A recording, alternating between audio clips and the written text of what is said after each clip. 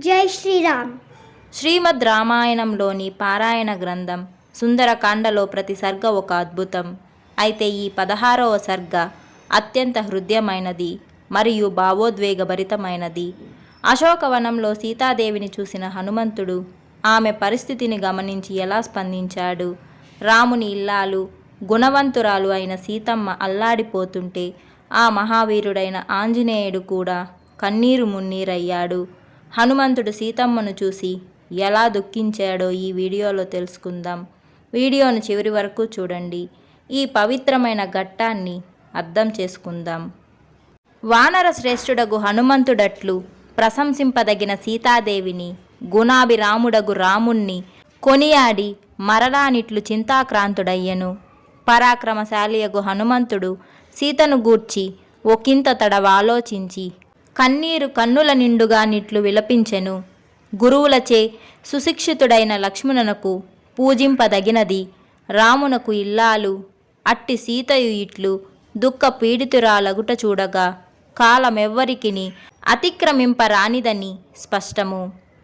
రాముని నిశ్చయమును ధీమంతుడగు లక్ష్మణుని కర్తవ్యమునిష్టను ఎరిగిన దగుటచే తానెట్టి ప్రయత్నము చేయక గంగానది పొంగి పొరలవలసి ఉన్నను కలత చెందనట్లు ఎంత మాత్రము కలవరపడటలేదు.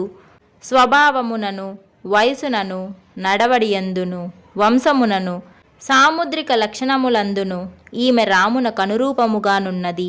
అట్లే సీతకు రాముడును తగి ఉన్నాడు. నల్లని నేత్రములు గల ఈమె అతనికి తగి ఉన్నది. నూతనమగు బంగారము వలె ప్రకాశించుచు లోకమునకెల్లా ప్రియము చేకూర్చుచు లక్ష్మీదేవి వలెనున్న ఆమెను చూచి హనుమంతుడు వెంటనే రాముణ్ణి స్మరించి తనలో తానిట్లు భావించెను. విశాలమైన కన్నులు గల ఈమె కొరకే రాముడు మహాబలుడగు వాలిని పరిమార్చినాడు. పరాక్రమమున రావణునకు సాటి అయిన కబంధుణ్ణి చంపినాడు. అడవిలో రామునితో తలపడిన భీకర పరాక్రమములు గల విరాధుడను రాక్షసుణ్ణి కూడా ఈమె కారణమునుగానే రాముడు దేవేంద్రుడు సంబరుని చంపినట్లు సంహరించినాడు. జనస్థానమున భీకర కృత్యములొనర్చు 14,000 రాక్షసుల నగ్ని జ్వాలల వంటి బాణములచే రామునుడు ఈమె కారణమునుగానే చంపినాడు. ఈమె కారణముగానే ఆత్మవిధుడగు రాముడు యుద్ధమునందు కరుడు దూషణుడు త్రిశర్కుడను మహా తేజస్వులగు రాక్షసులను సంహరించెను. ఈమె కారణముగానే వాలి పరిపాలించుచుండటచే అన్యులకు పొంద సఖ్యముగానిది లోకమున గౌరవ స్థానమైనదియగు వానర రాజ్యాధిపత్యమును సుగ్రీవుడు పొందినాడు.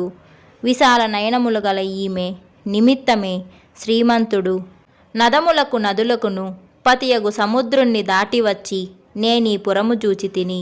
ఈమె కొరకై రాముడు సముద్రం వరకు వ్యాపించిన సకల దరిత్రిని తలకిందులు చేసినను లేదా ప్రపంచమునే తలకిందులు చేసినను యుక్తమే అని నా అభిప్రాయం.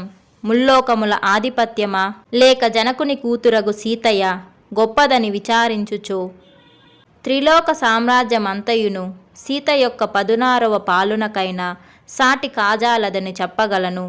ధర్మశీలుడు మహాత్ముడు మిథిలాపతియగు జనక మహారాజు పుత్రికయే ఈమె. భర్త యందు దృఢభక్తి కలది. పద్మ పరాగముల వలె పవిత్రములైన యజ్ఞక్షేత్ర పరాగములచే కప్పబడి ఉండి నాగటి కర్రున దున్నబడిన యజ్ఞక్షేత్రమందు భూమిని భేదించుకొని పైకి వచ్చినదీమే. పరాక్రమశాలి శ్రేష్టమగు స్వభావము కలవాడు యుద్ధమున వెన్నుజూపని వాడుయగు దశరథ మహారాజునకి యశోవతి అగు జానకి పెద్ద కోడలు. ధర్మజ్ఞుడు కృతజ్ఞుడు ప్రశస్త బుద్ధిశాలి అగు రామునకు ప్రియపత్ని అగు ఈమె రాక్షస స్త్రీలకు చిక్కినది.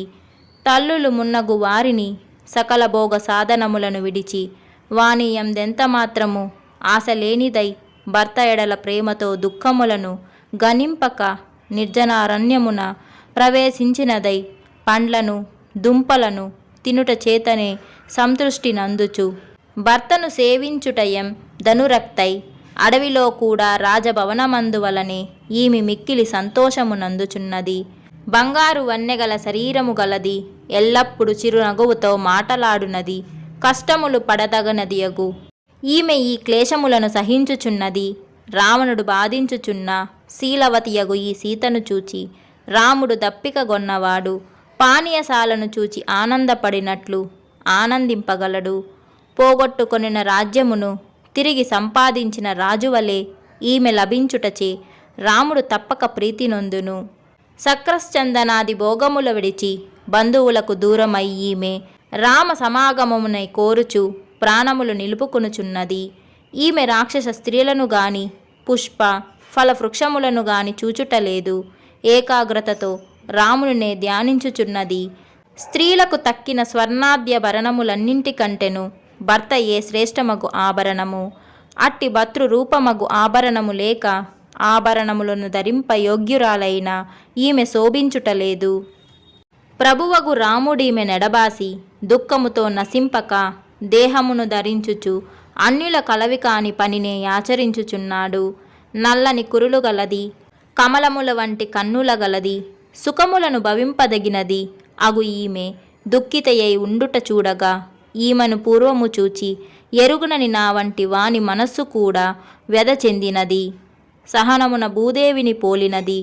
కమలమునయగు యవ్వతను రామ లక్ష్మణులు పూర్వము రక్షించడివారో ఆ సీత ఇప్పుడు వికృత నేత్రములు గల రాక్షసాంగనలు సింసుపా వృక్షము మొదట కావల కాయచున్నారు. మంచు తగిలి వాడి సొంపు చెడిన తీగవలే ఎడతగని కష్టములను అనుభవించిన జనక మహారాజు పుత్రిక సీత సహచరు నెడబాసిన ఆడు చక్రవాకము వలె కాంతి తొలగి దీనస్థితిని పొందుచున్నది. పుష్పభారముచే వంగి శోకము పోగొట్టుకొనునట్టి అశోకములు కూడా ఈమెకు శోకమునే కలిగించుచున్నవి.